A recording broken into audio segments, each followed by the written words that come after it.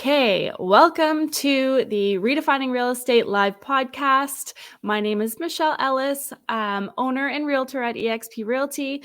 I am super excited to have Matt Lionetti with me today, and we are going to chat authenticity. First of all, I do believe in world-class relationships, and I also believe in world-class education. And I think that together we can bring that to you today. And hopefully you can take home a few golden nuggets. You can listen and learn something and then implement to your business and help to transform you and put you into a new level of success, hopefully. So Matt, I'm super excited to have you on. We were at the video course in Toronto. I don't even know, a couple months ago, was it? It feels like a couple weeks, but I think it's been a couple months. And you spoke and you just blew me away with just how just off the cuff and authentic that you are. And I think that there's not enough people being their authentic selves in this business. And you are like such a perfect example of that. So why don't you tell us a little bit about your story, how you got into real estate, kind of where your business is at? I know you're in Toronto, so whereabouts in Toronto? Yeah, so I'm not in, I market as, I sell a lot in Toronto, but I live in Bowmanville. Oh, okay. Yeah. So I'm Durham. I mean, I sell more in Durham, but I sell in Toronto. But my following is kind of all over the place. So, saying Bowmanville doesn't really get too far with anyone in the States. So just say Toronto and take it from there. Yeah. Actually, that means you're closer to me. So yeah. Where are you at? I'm in like the Trent Hills, Hastings County. So Yeah. Everyone, all my Toronto friends think I live in like Farmville. They don't see it being like built up at all. But yeah, I've been in the business for 6 years. I was a touring musician before this. Cool. Got into the business pretty much just from like $1 Million Listing, like watching those real estate shows and thinking I was just gonna like destroy my first year and make like millions of dollars. Didn't happen that way at all, and it was quite the rude awakening right off the first couple years for sure. And about 2.5, 3 years in, I started doing these comedy video skits because I was thinking about getting out of the business because I could not get anything going and nothing was working. I was frustrated, deflated, and was thinking about just going back to my job that I had worked at Sunglass Hut right before I got into and I was moving up there. And I was thinking maybe I just go back to my job at Sunglass Hut and that's it for me. And there's something that kept me in it with these comedy skits. I'd had these ideas since I got into the business, and everyone told me not to do them. And when I was thinking about getting out of the business, it was kind of like, back against the wall, nothing left to lose. I'm going to try them. If they don't work, I'll get out. Yeah, I tried them, and it brought me on a whole new different journey. I love your videos. They are so good and so funny. And I think that like, I wish I could be that funny, but you are. I loved your Michael Myers one for Halloween. Was a great one. Thank you. And then you had another really funny. Oh, the Grant Cardone one was really funny too. Thanks. Yeah, it was my last two. I mean, I loved those. I'm like, man, I wish I had like a crew of people to help me like put something like this together. Yeah, well, we're working on it. We're working on stuff like that for everyone to get some help and for me to direct people. So that might be coming out in the next couple months, where agents can come to a location and we can get some ideas together. I can direct them how they can kind of be themselves on camera. I think too, like with when it comes to video and stuff, like we go to these conferences on video and all that kind of stuff, but I feel like we need the conference, and like part of the day is like, here's what you learn, and then the other half of the day is let's do it, right? Yeah. You have to actually, I find that I never get enough momentum to actually implement when I get home. Yeah, and the problem is with I talk about this when I talk. At least half the conferences are fucking bullshit. I mean, there's just people who they're saying nothing of substance there. They're saying what everyone else says, and they're just essentially going on the stage to share their accolades and share how amazing they are. They're not really providing any type of value in any way. So I think, we need to hone in on the conferences that are actually good and then Mhm. do something like that where you can actually more of like a conference meets a mastermind and actually Yeah, and figure it out. implement. Yeah. Yeah. So, did you find that, like, when you were first in the business, so obviously, comedy and humor comes natural to you. Did you feel like you were sort of like masking that when you were first in the business because like you weren't really sure how people would be receptive to it, or like, because that's what I feel like with authenticity, we're kind of afraid to be ourselves, but then when we are ourselves, things can like explode into a whole new world. Yeah, the first as soon as I got my license, I deleted like every photo of me playing the guitar on Facebook because I thought it wasn't professional. I wouldn't dare to like say a fucking joke. I mean, that was like not even in the I was mortified. I was mortified to do anything wrong. Yeah, And I was just trying, I would see people in my office that were successful, and I would just try and mimic that. And what I didn't realize is it's great to take inspiration from people, but you can't just mimic every move they do because people will yeah. read through that. They can see when you're not Mhm. being genuine. Um, and the reason it's so weird because the reason I got into the business was because I thought I had a good personality. You Yeah, know, my whole life people seemed to like gravitate towards me and they would say like, "Oh, you're funny and like you're engaging and that kind of shit." And then as soon as I got in the business, I lost all that. That was my greatest asset and it was gone. And for like 2.5 years, I didn't realize that that was the thing that was hindering myself was just not actually being myself. yeah, yeah. And I think that, so you said like 2 or 3 years into it, you finally decided to be the real authentic Matt, and then things Yeah. kind of took I'm off. Yeah, I had nothing like I said, I was gonna get out of the business. I mean, nothing was working for me, and I got into this industry with such, like, high ambitions to, like, do great, great things and, like, really, like, elevate this, like, the I thought I was gonna, like I wanted to change everything and, like, do things in a different way, and I just threw all that out the window. So when I was thinking about getting out of the business, I really felt like a sense of relief for the next couple months because I was like, I can literally try anything. Yeah, I'm already 1 foot out the door. If this doesn't work, I'll just get out of the no big business. deal. Like, who cares? So I Yeah. really just experimented to the max and I Yeah, and niched obviously, down. Yeah. yeah, it's worked so well for you, and I think too, like, you've been able to make some really great, connections, like Gary V, and there's a couple of other ones that you've been able to, I mean, you have a new podcast, right? Yeah, well, yeah. So we have our original podcast, Over Ask, which is part of Broke Agent Media, which is Right. the media company. And then, yeah, we're just in the beginning stages of our next podcast, Cold Calls, which is kind of like a real estate love line type podcast where people send in horror stories. Yes, yes. Yeah. That's one thing that I do like to ask is, like, tell me the worst thing that's ever happened, Yeah, because it's never the same thing, and it's always like, you always think you have the worst story until you hear the other one, and it's like, exactly. "Oh, wow." I know. So, like, when you have those, you are building those relationships, and that's what I would call a world-class relationship. Obviously, Gary V and all of these people have such a high following, and well, for one, Gary V for me is like, he's authentic as they come as well.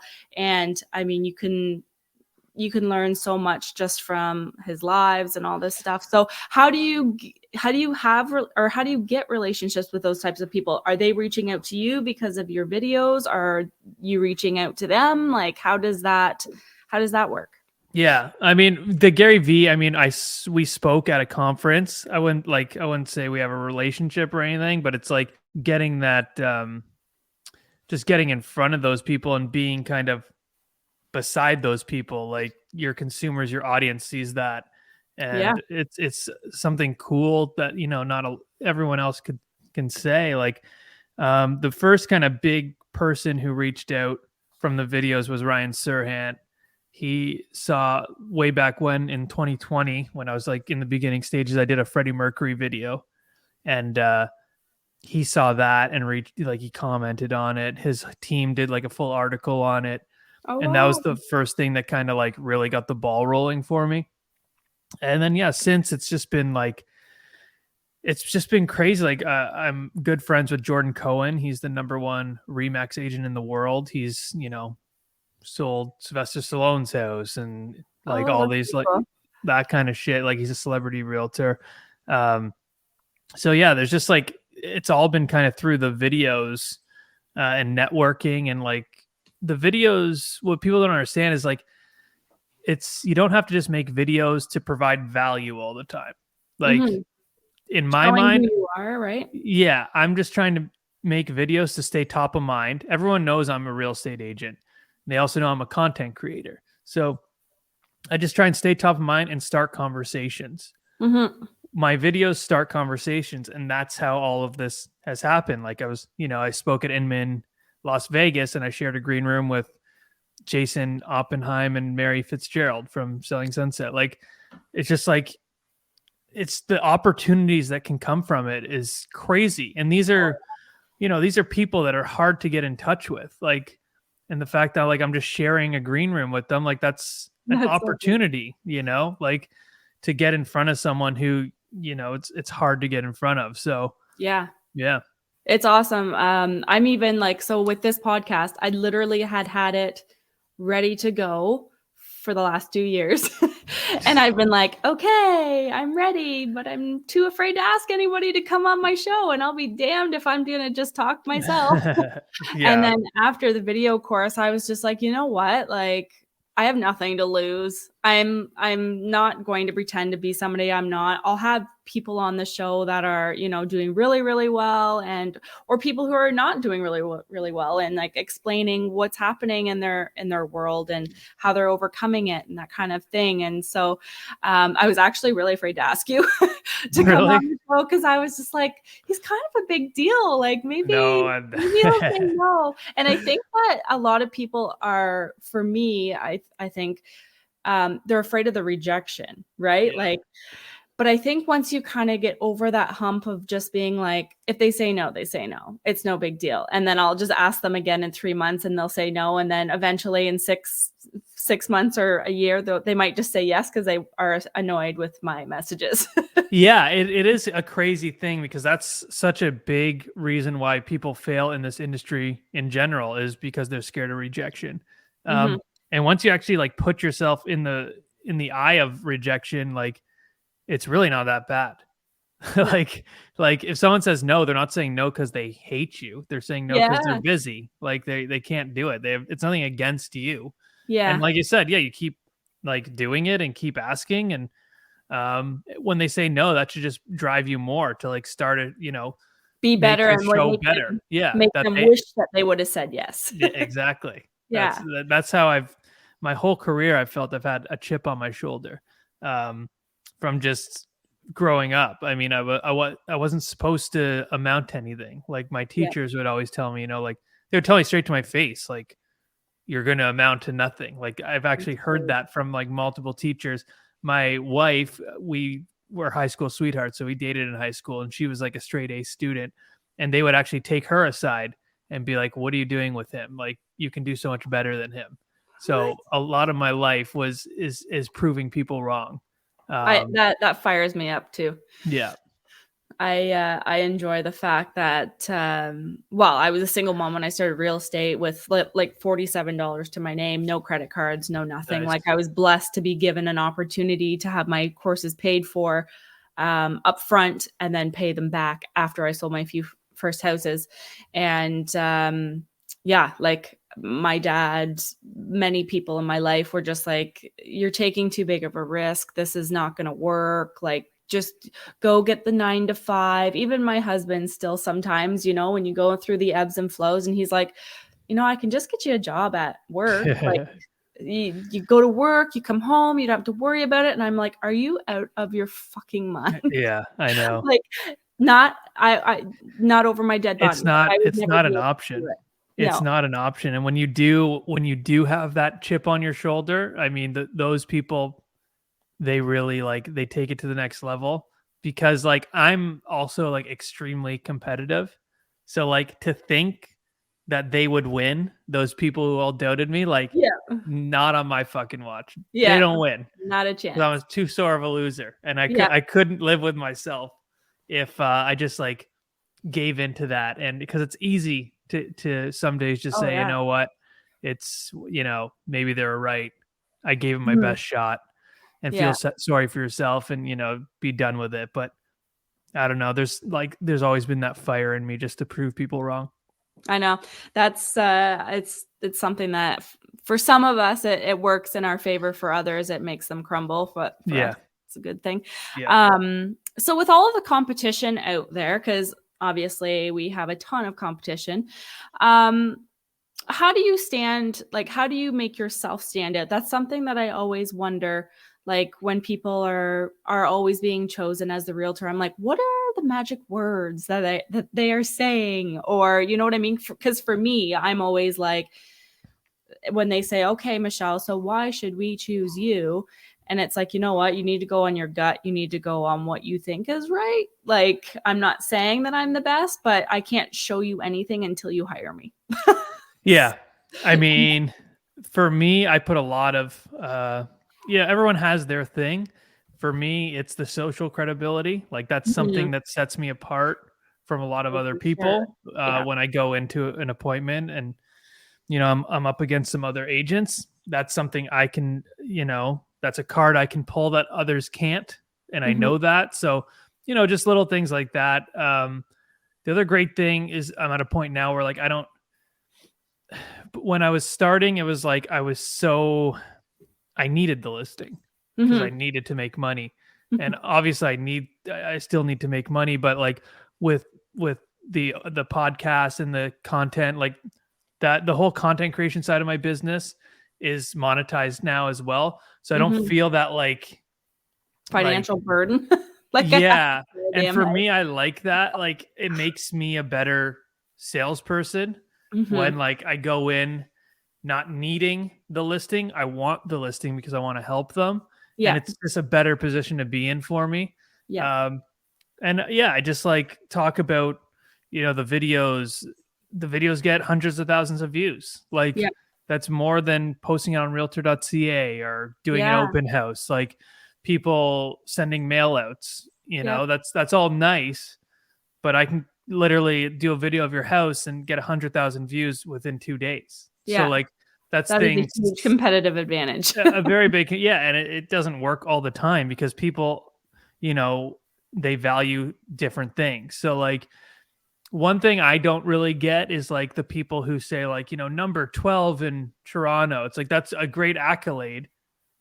But if you're the people who are super analytical and want those things in their agent, they're going to get number 1. They're not, they're not going to get the 12th best. They're going to get the first best. Yeah. So if that's all they're interested in, and that's your whole sales pitch, you're going to be in for a bumpy ride. You need a bit more. You need layers to it. I mean, I don't just hang my hat on the content. I do other stuff, but that's kind of like my first layer because I know it kind of sets me apart from other things. And maybe the 4 other agents who were there before me, it's a different look than they've heard from the other agents. And I think too, probably, I feel like I attract the people that I would work well with me. And I'm sure you probably do too. They've probably seen you somewhere in order to have called you or got in touch with you. Right. So chances are they kind of already know who you are a little bit and already want to really work with you probably. Right. Yeah. The crazy thing is like, I had someone call me like a couple months ago and it was like, they had this agent. He is an area I didn't even sell in. And, there's this agent that just like crushes, some agents just like farm so well and they just like crush it. Literally every sign is theirs. Yeah. So it wasn't even in my area at all. And the guy called me out of the blue and he's like, we are all set to go with this guy. And he's like, I saw your videos. And he's like, I needed to call you and see what was going on. And I was like, that's so awesome. So I got like an interview and stuff, but like I didn't get that listing. The fucking guy did. But just the fact that he had called me, like, because I had never sold. It was like an hour and a half away from me. So I was like, I'll take it because it was like a $4 million listing. But like, yeah, and that's another thing. It was a really high end listing.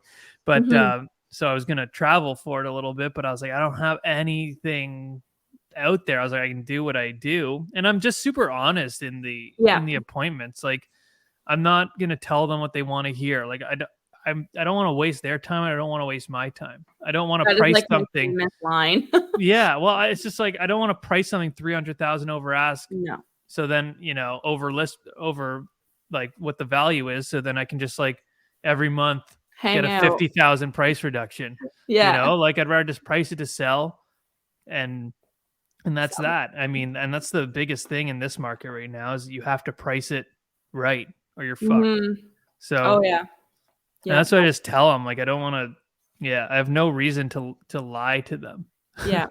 Yeah. So, And I think a lot of people appreciate that too, because there are a lot of agents that will come in and tell them whatever they want to hear so that their sign will get to go up on the lawn. And then it's a terrible experience, both for the agent and for the consumer, because they're pissed off going like, what the fuck? You told us that, this was what we were going to get. And here we are 6 months later, right? It's getting harder and harder. It's getting harder and Yeah. harder because these fucking guys are going in, doing it for 1%, Oh, saying it's worth $200,000 more than what it's worth. They're giving them a fucking free iPad and trip to Mexico. It's like, I'm not doing that. Like, no. but like, all that's great.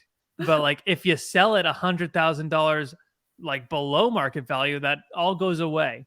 Yeah, you just paid for your trip to Mexico. Yeah, And you paid for it all. Yeah. So like, it sounds great in hindsight, but like they need to understand what they're leaving on the table. Yeah. And they don't. Like, they're blinded by the shiny objects. Yeah. So that's yeah. And I think too, like, they don't realize what listing too high does to their property. It definitely makes a difference when people are looking at your property and they're going, oh, okay. So, because me on the buying side of things, when I'm looking at a listing and I'm seeing that it's been on the market for 69 days, I'm like, ooh, we're going to get a deal on this baby. Going to get a deal. Right? And immediately my wife, she's a teacher, not in real estate. Immediately she goes, what's wrong with it?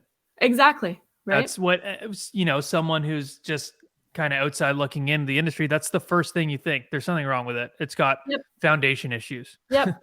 Always. That's always the first thing. Yeah. So you don't want to put yourself in that position because it goes stale fast. Very. Yep. So what would a typical day in your life look like? It's honestly all different. Like, you don't have a routine. Like, you don't like.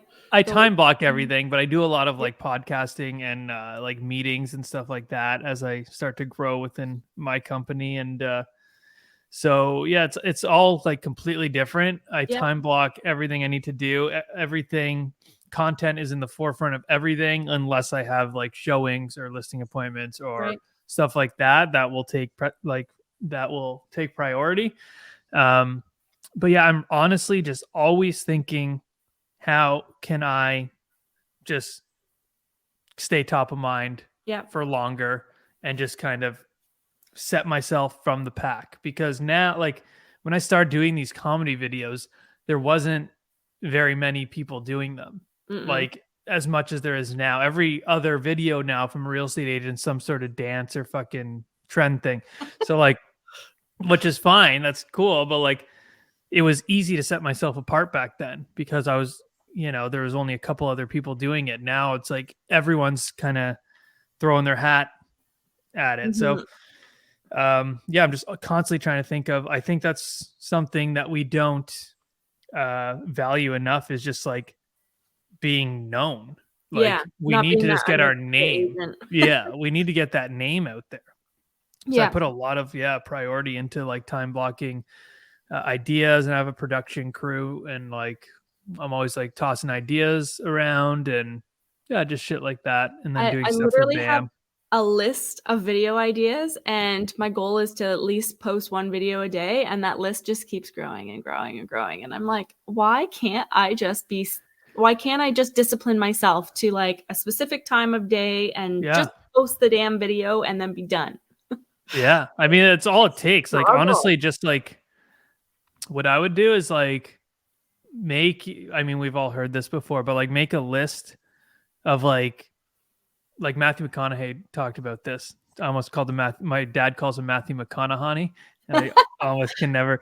Matthew McConaughey says stuff about this, as he has a list of like 30 things to do in a day, and some of them are like so small and nothing, but it's still like a task he gets to cross off. So like if I were you, if you're having trouble like actually getting to film it, like I would do like write everything you want to do that day and all your small tasks, like make your bed, make your coffee, take out the garbage, film your video. And then like you can't get to the next task until you've crossed out. Oh, that makes sense. Yeah, I think it's more of like a mind thing. Yeah. And it's just like, okay, well, I've done this. I need, this is just next on the list, or I can't get to the rest of the list. So that might be something, because sometimes it's honestly just doing the same thing, but it's like flipping it in your mind. It's all about like switching it to where it makes sense in your mind.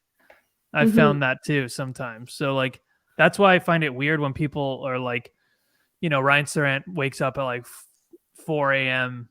to like go work out and shit. Like I don't do that. Like everyone thinks you have to do that to be as successful as Ryan Serrant. That works for him. His mindset, like that's perfect. That doesn't mean everyone in the world has to do that. It's like finding that like balance and finding what works, like where your mind and your like everything, your body's just like, yeah, okay, I can handle this. This works for me. Yeah, like I came home from my conference in Vegas in October, and like I was like, something flicked the switch. It's taken me 33 years to figure out that I just need to freaking do the workouts in the mornings, and if I do it in the morning, I'm fine. Like I'm totally cool. I'll do it every day just to get it done and out of the way. And I find that has kept me on track for being able to like have more energy and feeling good and that kind of thing. And I mean, it's different for everybody, but now that I've figured out that as long as I do it in the morning, I can get it done. Now I had a sick kid today. I will still get on my bike eventually. But now I almost like, before you couldn't pay me to get on my bike, like the Peloton bike, you could not pay me to. But now I almost feel like I just have to get it done. I'm on like a 14 or 15 day streak, and I just don't want to screw up the streak. That's how. Yeah, I get that for sure. So, do you have any crazy, funny real estate stories? I'm sure you do, but does one pop into mind that you think would be worth sharing? There was one, like, I feel like I've just had like really weird things happen to me. So it was like probably 2 weeks into the business. I was on a team and I was doing buyer revisits just to get like comfortable with letting people in houses and shit and talking to people. Trying to get the lock boxes open. I still struggle with that 8 years later. Oh my God. I know. It's insane. But yeah, I was doing like buyer revisits. My team leader was in Spain. So he had like a big client. They're like they're like high-end lawyers or some shit. So there's like $6 million house in High Park somewhere that I had to do like a revisit for. And they're like, honestly, just like go open the door and just stand there. Like leave them alone. Don't like even talk to them. And I was like, all right, easy enough. So like I had like no money, like getting into the business as well. So the night before, I had no money. So my wife and I went to Winners and she bought me like a blazer and a turtleneck because I didn't have any nice clothes that I could wear to this. And I brought it home. We went out for dinner. Then when I got home, I still lived at home with my parents. My dog had got sprayed by a skunk. So like the whole house smelled like skunk. So now my entire outfit smells like skunk. So I was like, all right. So now I just smell like I've just smoked like 7 joints, like always. So like now I go up the next day, I'm in my skunk smelling shit. And like I meet her at the house, the client, and she's waiting and she's talking to me a little bit and we're just making small talk. And then the listing agent comes because it's like a high price listing. So the listing agent's there to let us in. And our buyer goes like, oh yeah, I have like my contractor coming. I have a plumber coming and an electrician coming, because they had booked a 2-hour revisit, but somehow that got like mixed up. And the listing agent was like, no, that doesn't work for me. I only have 45 minutes and you got to go. and then they start like yelling, yelling to the point where it starts to get like they start like pushing a little bit, and I'm like, oh my god, I'm going to be kicked out of the industry 2 weeks in. And like I'm just like, I call the assistant at our office. I'm like, they're like pushing and they're yelling, and she can hear the screaming. She's like, Matt, what the fuck did you do? You said to open the door. I was like, I don't know what to do.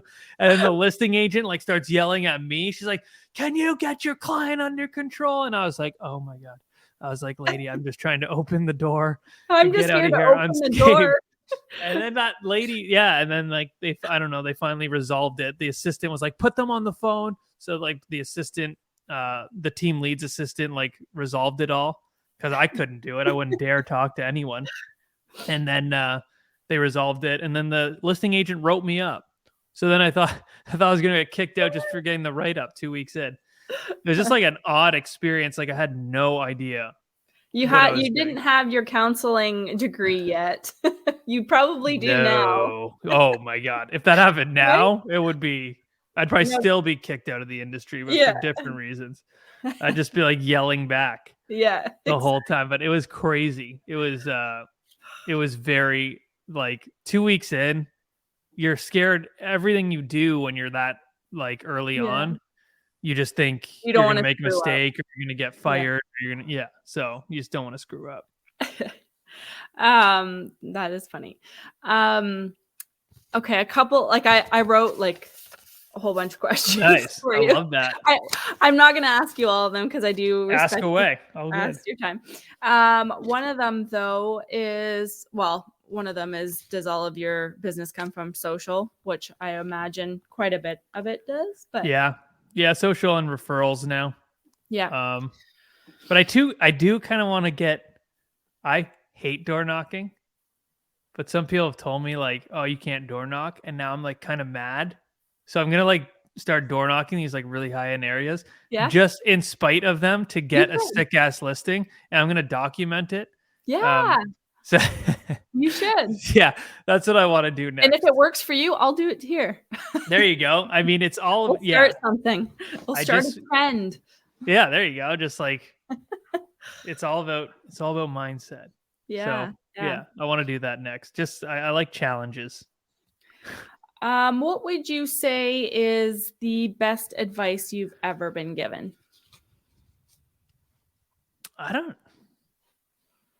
That's a I'm sure really you've been good, given a lot of advice by a lot of different people. a lot of advice, but not very good advice. Like everyone told me not to do what I'm doing. Yeah. And now that I'm doing what I'm doing, no one really tries to give me advice, Yeah. which I would appreciate advice.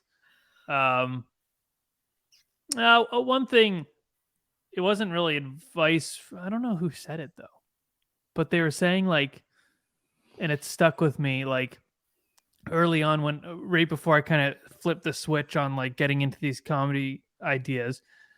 Someone said, they're like, are you playing to win or are you playing not to lose?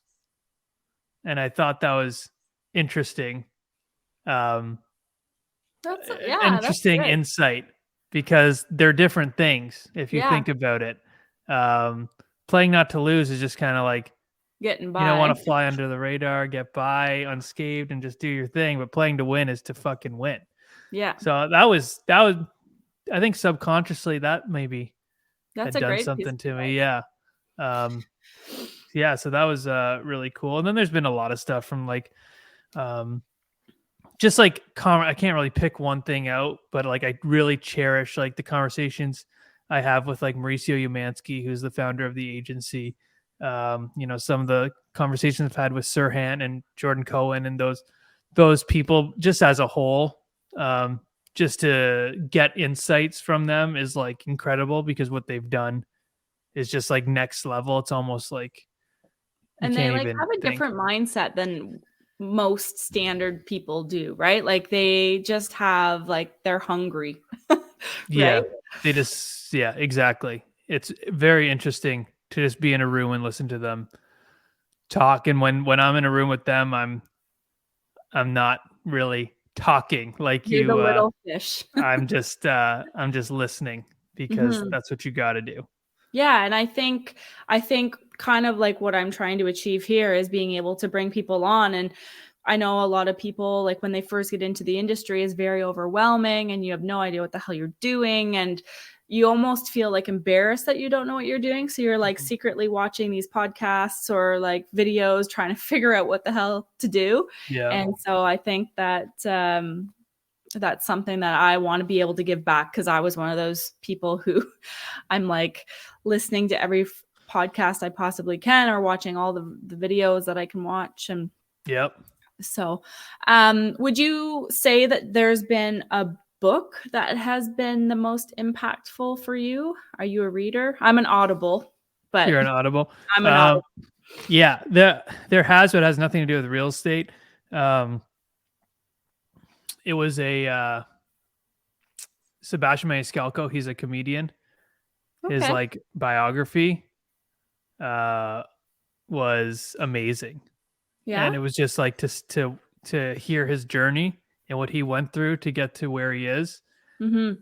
was just like super inspiring. And again, this was like right before I read that right before I started doing all this stuff. Yeah. And it was just like, yeah, it seemed to be like an accumulation of things. I'm not big on the like, I don't know, a lot of books in this industry. I think people like because they feel like they have to like them. Right. Like, and I'm not saying like some people actually enjoy them. Like not everyone has to enjoy the same things, but like I read like the one thing, like, I mean, wasn't groundbreaking to me. I don't know. Like Right. it's just like, but people feel like everyone you ask is like, oh, it's the greatest book about like our $1 million real estate agent or whatever it's called. That one Right. was pretty good actually. But the one thing or like the 10x rule, it seems like pretty like maybe surface level shit. Like I don't think there's Yeah. anything really groundbreaking in there. I mean, but for some people, maybe it changed something for them. Just Yeah. for me, I just feel like you don't have to like everything. Like I don't know. So many agents are like, that's the best book I've ever written or read. I'm like, all right, well, I mean, I Well, feel and like you're to saying that different just to say people, it. right? Like different people, different seasons of their life. It's just a matter of like you Yeah, can listen to, like for me, like I can listen to the same book 2, 3 times, and each time I get a different message out of it. Like The Compound Effect for me has been a yeah, really good book, and Hug Your Customer is also another really great book. yeah, And I've listened to them multiple times, and I feel like I learn different things different times. And that's why I love talking to different people in the industry, because I'm like, surely I'm going to learn something, because I don't yeah. know everything. That's a good point because yeah, one of my favorite books as well prior to the Sebastian Maniscalco book was The Secret, which is all Hmm. based on the law of attraction. And so many Yep. people think that's just a bunch of bullshit, but I wholeheartedly believe in it. And I feel like it Oh, is a big 100%. part of what I do today is because of that and Yeah. the practice of law of attraction for me. So yeah, I totally get that. Like, everything's not for everyone. Yep. I'm a big, I used to actually go to sleep. I used to fall asleep to The Secret movie, Yeah. like for probably 2 years. So I'm a Yeah. big believer in that too. And so I guess, what would you say you do for motivation? Like, do you read books? Do you listen to podcasts? What motivates you? Like, what makes you continue to grow and to educate yourself and that kind of thing? A couple things. I journal every night just to remind myself of why I'm doing it and what I want. Um, Oh, yes, I remember you talking about that in the video course, and I was like, "Oh, he actually believes in this shit too." Because like, yeah, I have vision boards and I have written out things, and you were saying how, like, literally your shit's come true, and I'm like, "I can vouch for that too. It works for me." yeah, yeah. Like literally, so many of the things I've written down have just like, and it's the hardest thing to explain, but like I've like visioned it before in like a blurry way, and then like when it actually happens, it's like that blurry vision goes away and it clears up. It's Yeah. like the crazy experience. And it's like Um, a surreal feeling. Like, it even to this day, I always believed that I was going to have all boys. Like, I yeah, thought all my kids were going to be boys. I had psychics tell me that I was going to have 3 boys, and I have a son, and now I have a daughter, and who's 3, and I'm still like, there's days where I'm just like in awe of the fact that I have a daughter. Like, Yeah. I believed so deeply that I was going to have sons that I was like, I'm just so grateful all the time. Just it's so surreal sometimes. Yeah, it's crazy. Yes, that's a big one for me. Just like my wife, just wanting to give her like make us like the most comfortable possible. That motivates me. And then just like seeing other content and like wanting to just better myself. Like I'm not um like I don't ever want to feel complacent or like I've done enough or like my content is it's done growing. I don't Right. even think I've scratched the surface with my Mhm. content. I think it's been a bit one dimensional up until now, and I'm excited to get to the next chapter of like I'm gonna start pulling back some layers, and adding a bit more of myself into these things. But it just drives me to just always want to be better. So yeah, that's kind of like what motivates me, not being complacent, and like Yeah. there's still so much Oh yeah. that I'm the I need same to way. do. Like I can never like I I have this weird fear of watching TV because I'm like I'm not being productive. So sometimes like if there is a show I like, I feel guilty, but I'll binge watch it for like 2 days and then I'll get it all out of the way and I'm like, "Okay, I can go back to work now." Oh really? Yeah. There's like very few shows that I watch, Grey's Anatomy and a My couple wife of those. watches Grey's Anatomy. Yeah, I've been watching it since I was like, I don't know, like 13 or something. Yeah, it's been on forever. It's like the Yeah, new Young and the Restless. yeah, Yeah, pretty it's much. just like always on. Yeah. Which I'm way behind in now, and I'm like, I cannot go down that whole rabbit hole right now. I don't I have think it's time. okay. Like I felt like that a lot as well. And I found it gave me like I have a lot of anxiety with different things, and I found that gave me a lot of anxiety. The constant need to feel like I was working and being productive, Mhm. which I actually think that the times that I like have that relaxing time is like the best thing for me. And it's Mhm. not for everyone, but like if I can like relax and like kind of recharge and reset, that's the best thing I can do for me. Yeah. So I let go of that, like constantly feeling guilty and feeling like I need to be productive. Mhm.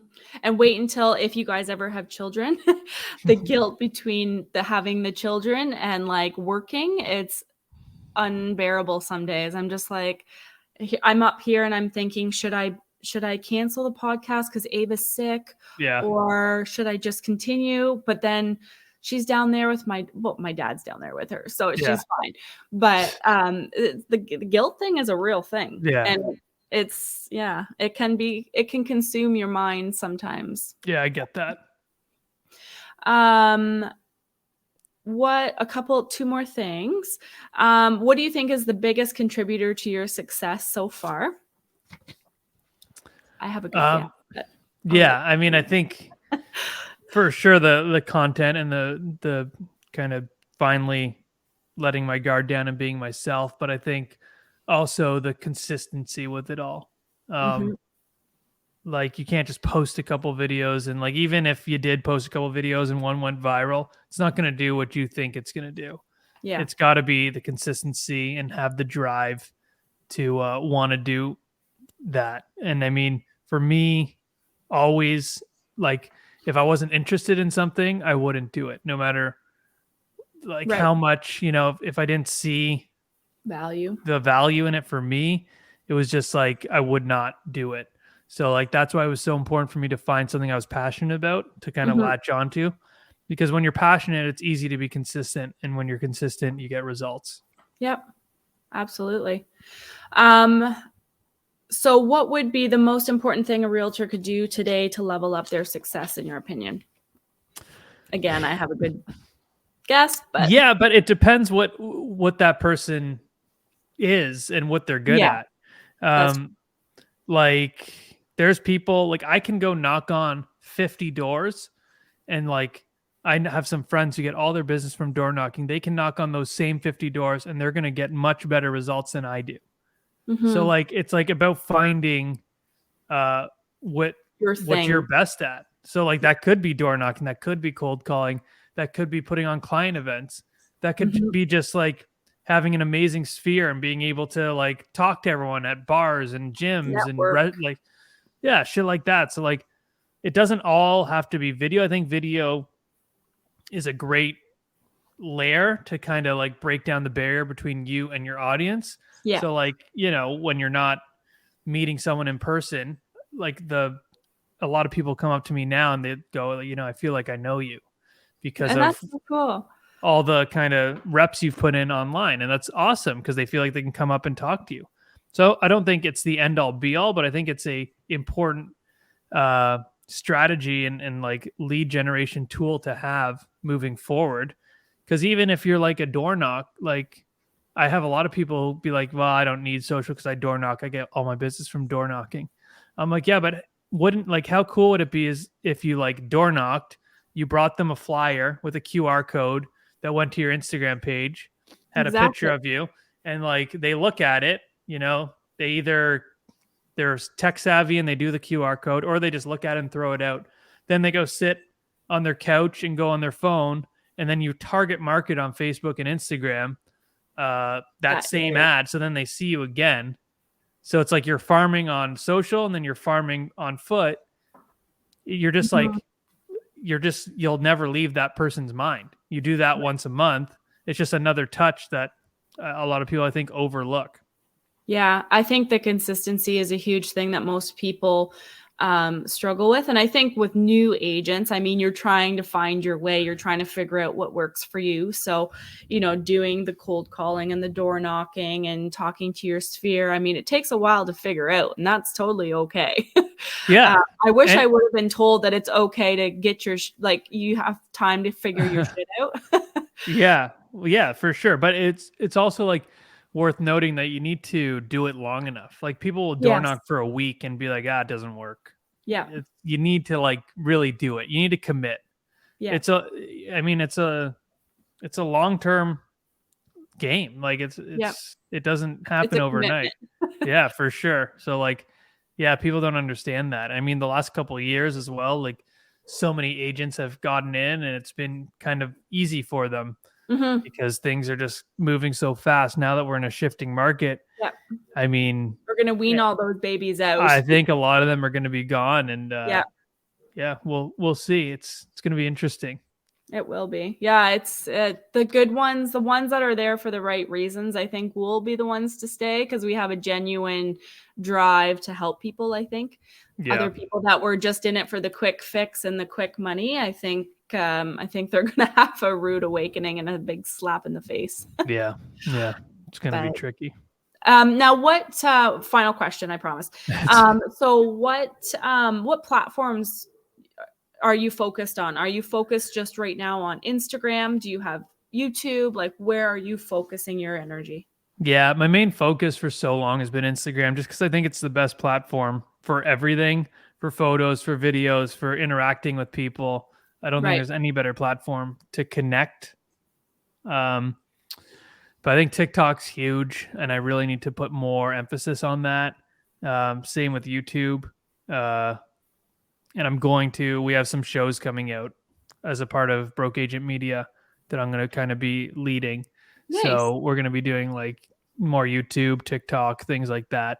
Because I think it's really important to diversify Yeah, I think so and get too. Like, across all the platforms. yeah, you're reaching different demographics and different platforms, right? So, Yeah, exactly. And that's what like I mean, the podcast has been so great for that though. Like, because before the podcast, it was all Instagram. And now mhm. that we have the podcast, it's more of like building the brand off our name Yeah. and not as much on just like the amount of followers we have or whatever. Mhm. So that's been the cool kind of first step into like a new territory for us. Yeah. Well, I'm excited to watch what conspires in the next years. Yes. I really do enjoy your humor, and I think we need more of it. Like I said, I wish I was funny. I try to be funny, and then I think I am, and I'm like, I can't. You could literally tell me a joke, and I could not even repeat it to say the joke. Like that's how bad I am when it comes to that. That's all right. I mean, it's different for all types of people, and people need to realize that like that when they're trying to be funny and they're that's really just not them. Like everyone's like Yeah, funny sometimes, but like if that's not like you can tell when people are uncomfortable, and then it makes you like cringe a little bit. You're just like, you shouldn't have done that. Yeah. And like even like the swearing and stuff, like people have messaged me like, hey Matt, like should I swear? I'm like, no, like I don't really think about like it's if you're thinking about it, no. Like I don't know, like I try like to tame back the swearing because I think it can like ruin a video. Yeah. If you do it too much, because sometimes I can really go on these tangents where I'm just like really, really getting into it. But and it's also about the delivery. People need to understand. Like I've seen people swear on camera, and even I'm like, ooh, like that was a little harsh. And it was cool. I had someone call me, a pretty big agent in LA, and they were just like, Matt, like I love what you do because it's not supposed to work. And you say things that no one else can say, but there's some sort of like charm to it that it's like okay when you say it. Yeah. And I put a lot into the delivery because the delivery can completely change everything. Like for sure. when you're saying fuck and shit like that. So like you gotta like just make sure it's there's definitely like a cadence and a delivery to it that you can't get too aggressive or it comes across as like very not okay. Yeah. Well, I really, really appreciate your time today. I think we had a great conversation, and I'm hoping that anybody tuning in now or later gets some value out of this. I'm sure that they will. I think the way as authentic as you are, I just think that you're modeling such a great thing because and I myself, I'm the same way. I'm okay with who I am. I'm okay with the fact that I sound the way I sound, I look the way I look. It is what it is. And I don't try to be anybody I'm not. And I think you do a really great job of just being yourself. And I think that's why people maybe feel so attracted to you is you're just so authentic and you're so yourself that they can really just open up to you because they know that you are who you are. So, thank you. Anyways, I really do appreciate your time, and hopefully we'll have you on again sometime. Yes. And how can people follow you? Just go Matt.Lionetti on Instagram, Lionetti. That's where I respond to as much as I can on there. And if you have a question or anything, just message me there. Well, thank you so much. And thanks everybody for tuning in, and we'll see you on the next one. Awesome. Thanks for having me. Thanks.